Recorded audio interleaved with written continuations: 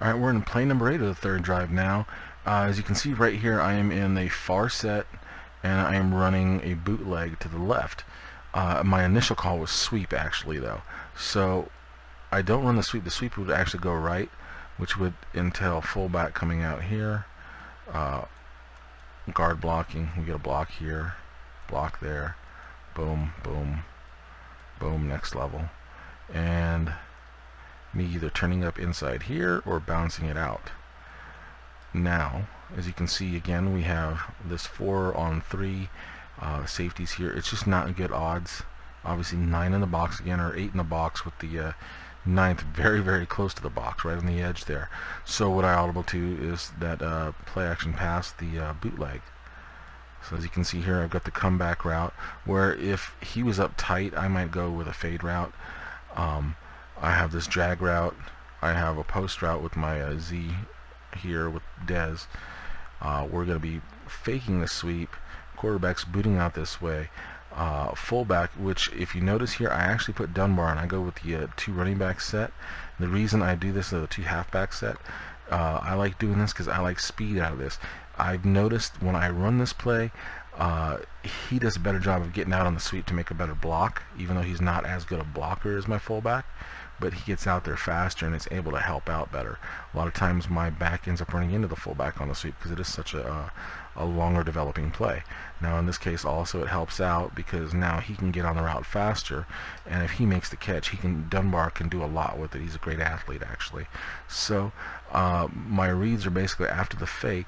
I'm going to initially look at the safety here. If he steps up hard or bites on the run at all, I'm going to hit the post. It's not as good to call this tight, or at least not as good to throw this route when you're this close to the line of scrimmage.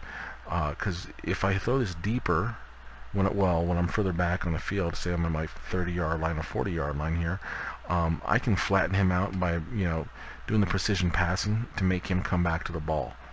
In this case, it's not going to help as much because now the safety can just sit right about here. He doesn't have to go any deeper than that. From there, he can play the entire, front to back of the end zone. All right. So if I don't see him vacating, if I see him dropping and not dropping too deep, then I want to look to my tight end.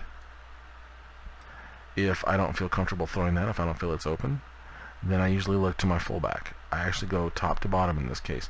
Usually you're going the opposite way. Usually you're going from short to deep. I like to go top to bottom. I feel comfortable doing that. If you feel comfortable with it, then you can go ahead and do that. And then the last thing is usually throwing this. Again, in this setting, this isn't as good a route. These 2 deeper routes aren't as good to throw to. I mean, if you see them wide open, then of course go for it. But if they're not, then don't try to fit it in there. So okay, we go with the play fake. I stay flat. I want to hit this.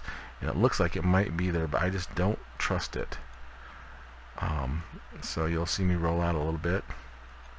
Right now, I honestly, I should have hit that right away. Tight end did not feel good with. I should have hit him right now, turned up and got as many yards as I could, which probably would have been about 4 to 5, maybe more if I break a tackle, but in that case it's up to the football gods. So I get to this point, I'm rolling out. Now I see him stepping up, so I want to hit this right now while he's going against grain. I don't know why it didn't throw it the first time. I don't pump fake, so it does like a pump fake. I get lucky because he does throw it later than I would like, but we still fit it into that little seam there.